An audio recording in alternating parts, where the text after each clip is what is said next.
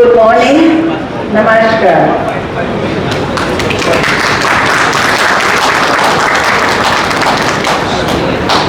Mr. Jitendra Joshi, President of GIBF, Ms. Dipali Gadkari, Secretary General for the GIBF, Excellencies, Ambassadors and High Commissioners, may I also recognize the presence of the Minister for Education from the DRC, members of the business community, invited guests.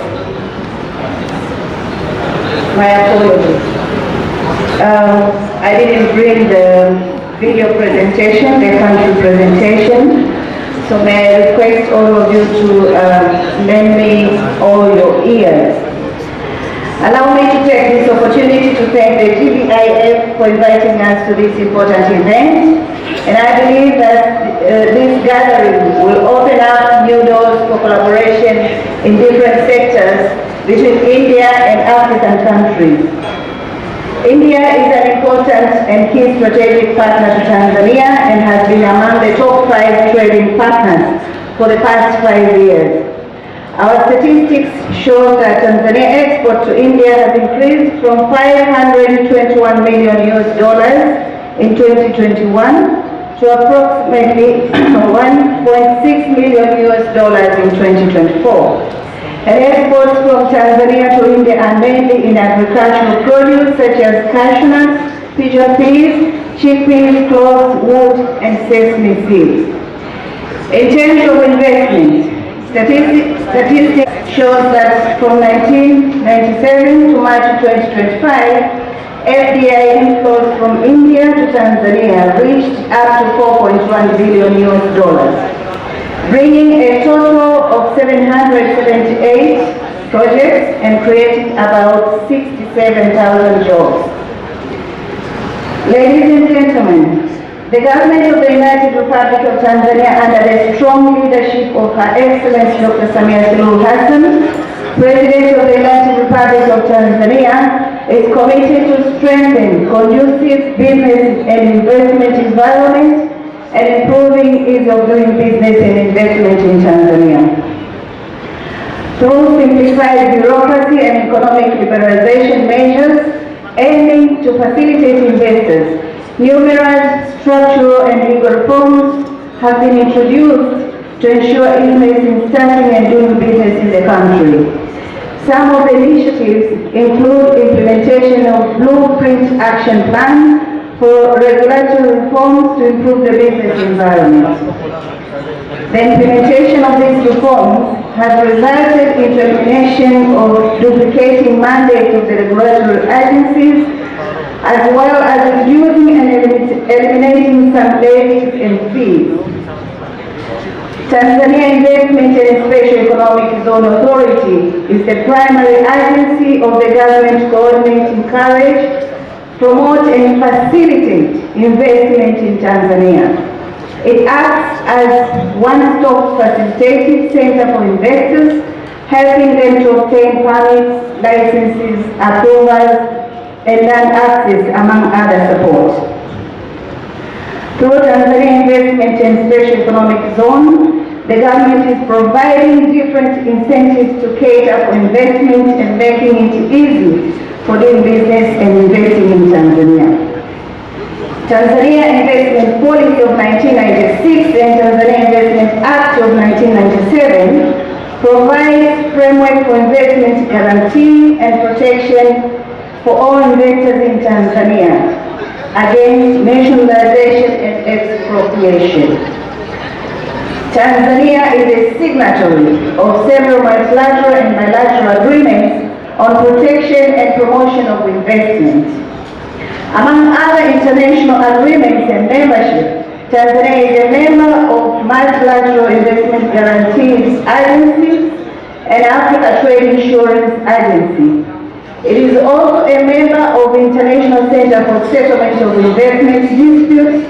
A dispute which is not settled through negotiation may be submitted to arbitration in accordance with the rules of procedure for arbitration of the International Center for Settlement of Investment Disputes. Transfer of funds by investors is allowed through any authorized bank in freely convertible currency of net profits, repayment of foreign loans, royalties, fees, charges in respect of foreign technology, remittance of proceeds, and payment of emoluments. Distinguished guests, through the Land Act of number 4 of 1999, foreign investors can obtain land for investment purposes through Tanzania Investment Center, in which derivative rights is granted. Tanzania Investment Center has established a land bank registry whereby 1,000,000.6 hectares of land suitable for various investment sectors, including manufacturing, agriculture, commercial services, has been identified, surveyed, and availed with basic infrastructure. One would ask, why invest in Tanzania? There's a lot of reasons as to why one would wish to do business and invest in Tanzania, but I will just mention some few ones. Political stability. Our country has more than 120 tribes with different cultural practices and united as one nation. The country's coolness attracts more people and investors from various places to visit and enjoy its mesmerizing features. Also, some invest their assets because of the existing peace and security. Presence of natural resources. The country is endowed with a variety of natural resources such as minerals, gold, iron ore, nickel, copper, cobalt, silver, industrial minerals, diamonds, tanzanite, ruby, garnet, limestone, soda ash, gypsum, salts, phosphates, gravel sand, dimension stones, and graphite. And fuel minerals, coal, uranium, oil and gas, sizable arable land, conducive weather, and ground and surface water provide opportunities in agro-processing and agro-production. More than 22 national parks, game reserves, 1,424 kilometers square coastline, world-class tourist attractions, historical sites, etc. Economy. Tanzania economy is free and market-oriented, and the government has encouraged private sector-led growth by restoring market forces and reducing government intervention in commercial activities. The country's gross domestic product has grown at an average of 7% for the past 10 years. Inflation rate is at 3.1%, and there is a flexible foreign exchange regime with a GDP per capita of $1,200 and an effective tax management system. The presence of modern infrastructure such as ports, telecommunication services, modern airport facilities, presence of standard gauge railway, national ICT broadband, stable and reliable electricity of around 2,115 megawatts, and well-maintained roads that are accessible in all seasons.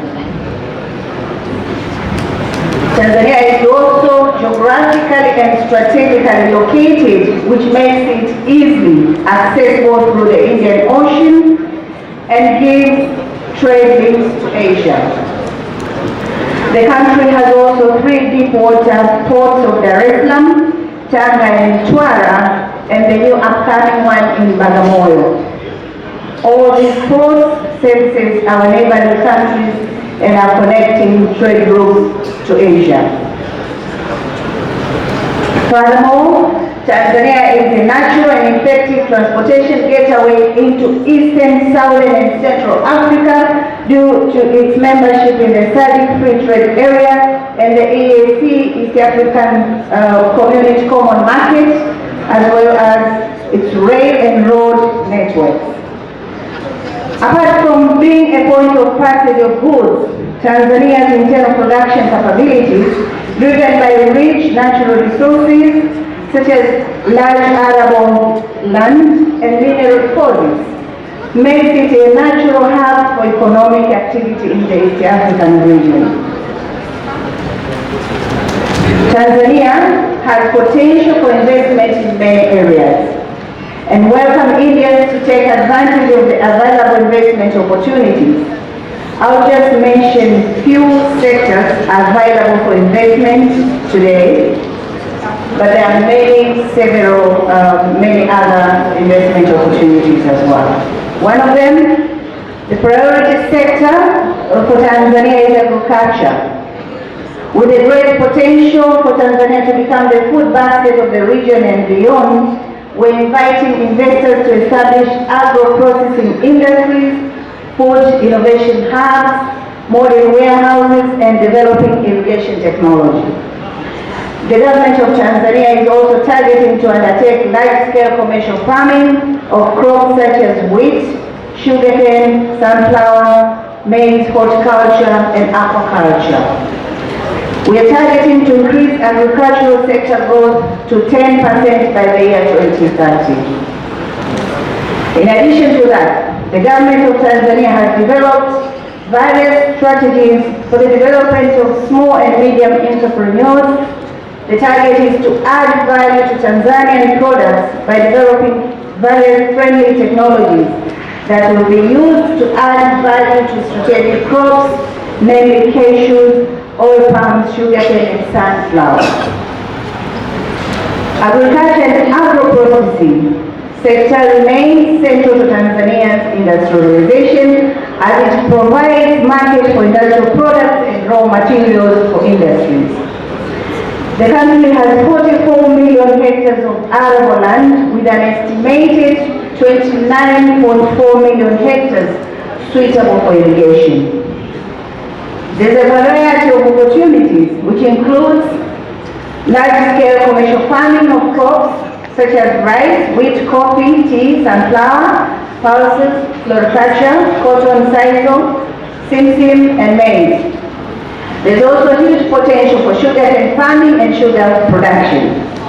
The sugarcane farming and sugar production is supported with vast water resources, good climatic conditions, and huge market potential. Tanzania's current sugar demand is 655,000 metric tons per year, which includes industrial sugar of about 165,000 metric tons, whole imported. The total local production of sugar is 370,000 metric tons, and therefore creating a shortage of approximately 285,000 metric tons per year. There is enough rainfall to support the particular cultivation, generous rivers, and vast irrigation potentials, as well as suitable soil and topography. Currently, Tanzania has insufficient sugar production, and that will require investment in sugar industries, which will produce enough sugar to fix the demand gap of sugar. There is also a huge potential for large-scale farming of oilseed crops and edible oil processing facilities. Tanzania per year imports approximately 600,000 tons of edible oil, which costs a total of $83.19 million as annual demand. The annual supply is 180,000 tons of edible oil, and this creates a deficit of 420,000 tons. It is projected that by the year 2030, the demand will be approximately 700,000 tons.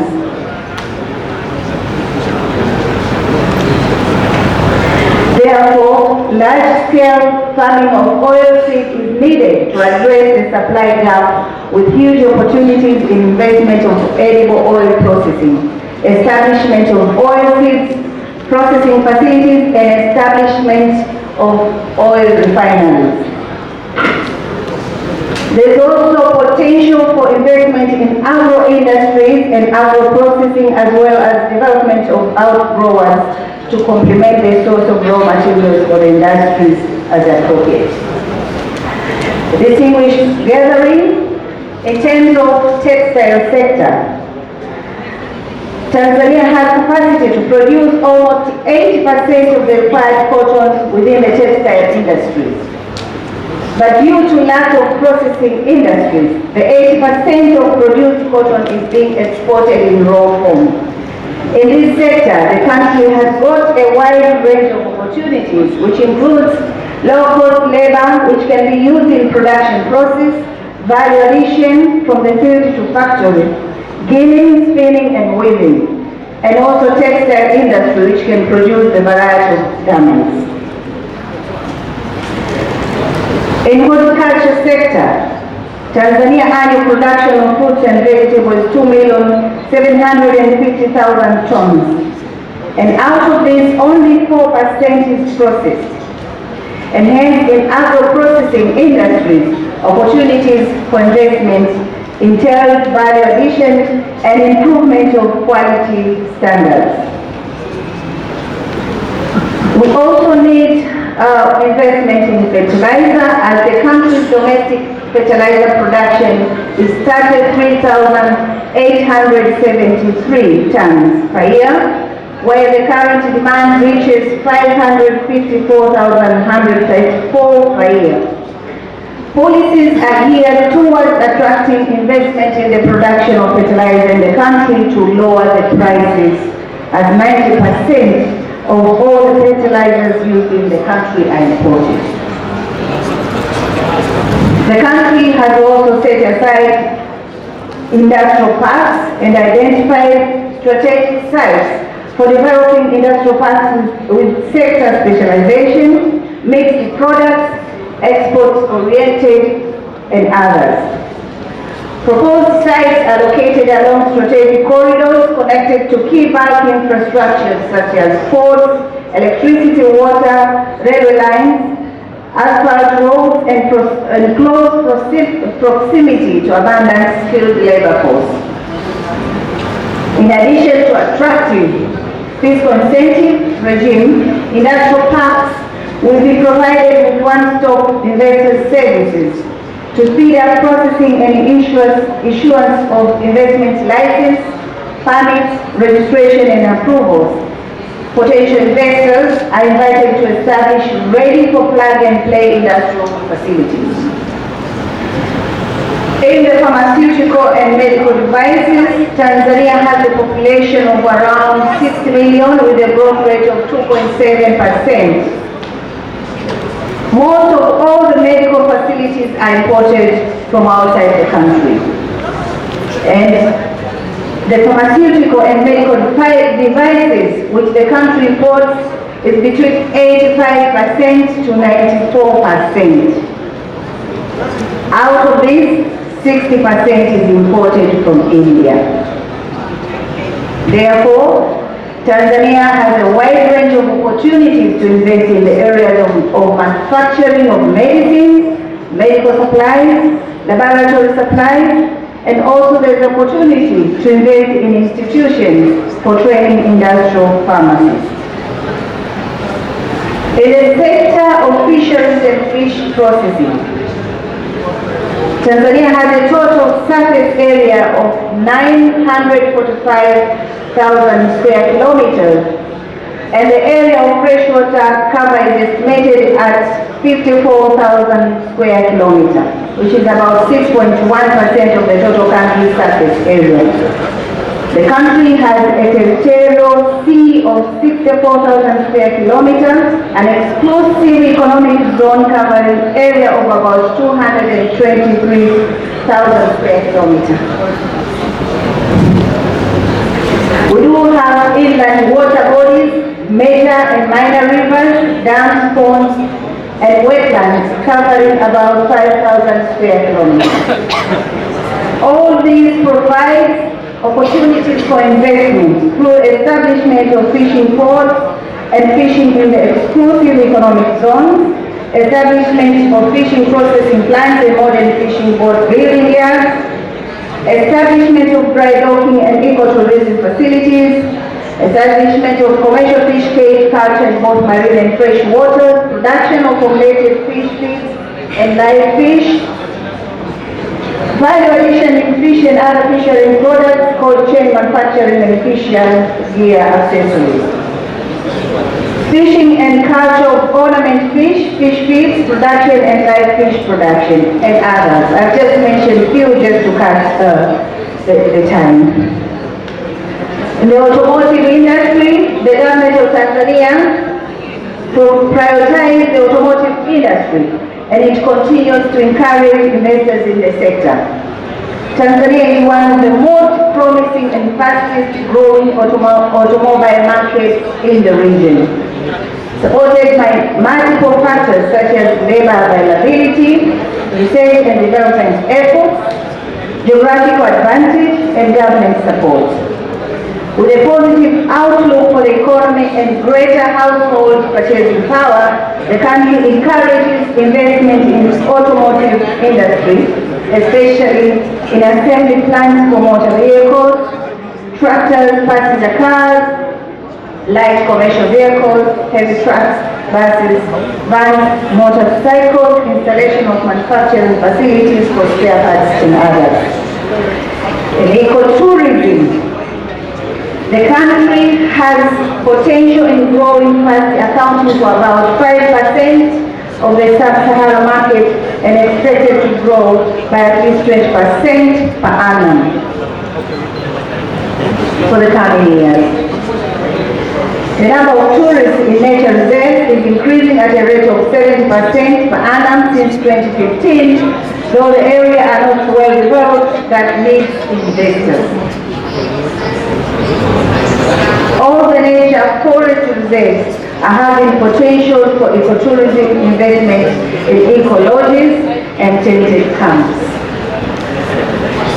Distinguished guests, I would like to end up here my presentation. As I said earlier, we have a lot of potentials, but I've just tried to summarize some key ones which we thought it is necessary and according to the priority of our government. But there's immense potential in terms of investment in Tanzania in many sectors. Those who wish to invest in Tanzania,